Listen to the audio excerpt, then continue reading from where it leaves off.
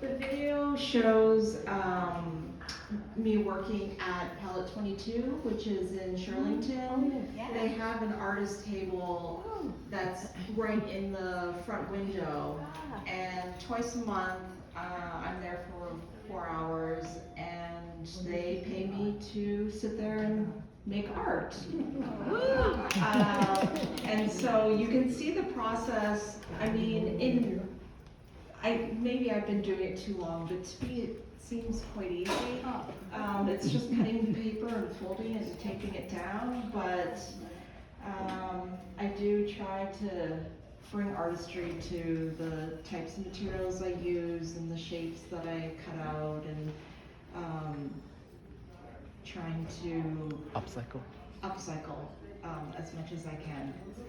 So you're using, is it always this board that is kind of underneath and it's guiding all those folds? Always a board, something like that.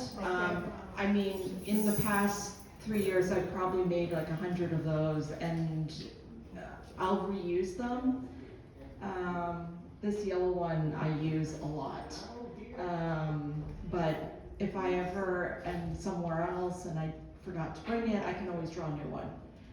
It's just triangles that make a spiral.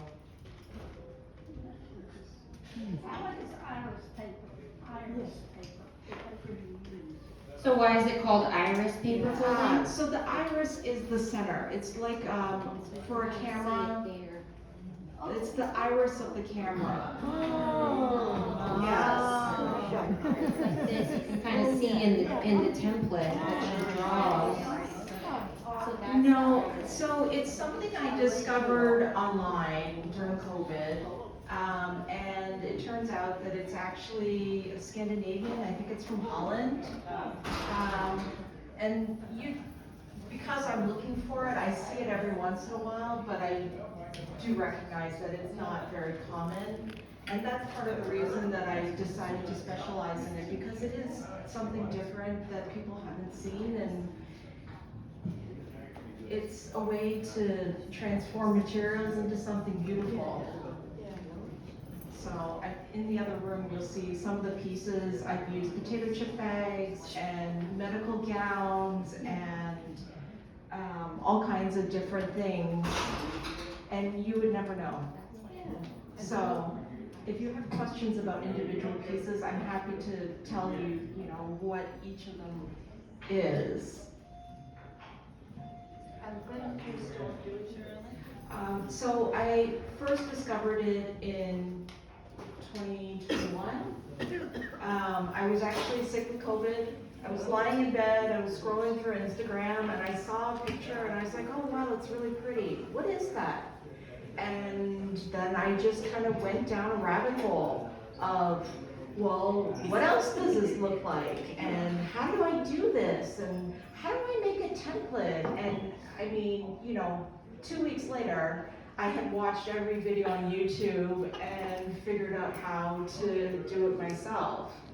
Of course, the first ones weren't great, but my husband can attest, there were many, many, many iterations. Yes. Yes, there is. And she's trained me well in collecting materials and whatnot. I'm always asking her, do I need to throw this away or do you want to keep it? And sometimes at the grocery store, I think we should buy this bag of chips because I think this would look really beautiful in your art. It's definitely a team. Yes. Max has been very supportive of my art, and he's very helpful along the way and always encouraging me to do more and step out of my comfort zone and sell my art. I don't. I have my art in places. So Palette 22 sells some of my art. There's also a place in Old Town called Made in ALX. They have several of my art pieces. And then there's a coffee shop in Cameron Station. That's where we live. And I have art there as well as a box of greeting cards that I constantly keep stocked. And so And you do custom. I do a lot of custom work, and I also do like, art fairs and that kind of thing throughout the year. Yeah. Had you worked with paper before? Had you done other paper crafting? Well, so growing up, I learned origami, and I can still make a paper crane from memory. Anything else, I need to look at the instructions, but I've always loved doing things with paper and piecework kind of things. So, in 2002, my big obsession was knitting. One loop at a time, and suddenly you have a sweater. And I feel like this was the next step after that. One piece of paper at a time, and suddenly you have a piece of art. You may have answered this question already, but is there any rule of thumb for the size of the strips of paper that you cut?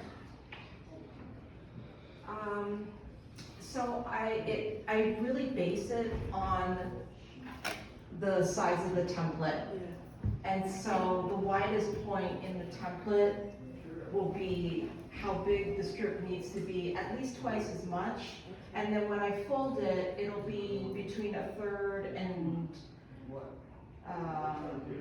Third and a half. 3/4 down, so that you can still tape the top and bottom layers, if that makes sense. And so on the outside, the pieces could be quite wide and long, but then when you get to the center, they could be much shorter and thinner. And so I sort of adjust on the fly as I'm going. Thank you. So what are you working on now, Nicole, or what's next? Are you always trying to do something bigger or different materials? Well, so I go between doing bigger pieces and smaller pieces.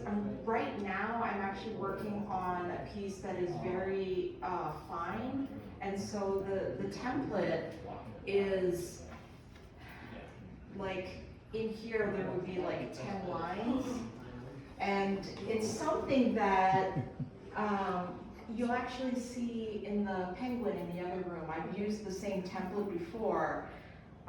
It produces something really beautiful, but it's very intensive. And so I can do it for maybe a half an hour before I need to take a break. Because it's such close work and so fine, the focus required, I'm usually ready for a walk or something afterwards.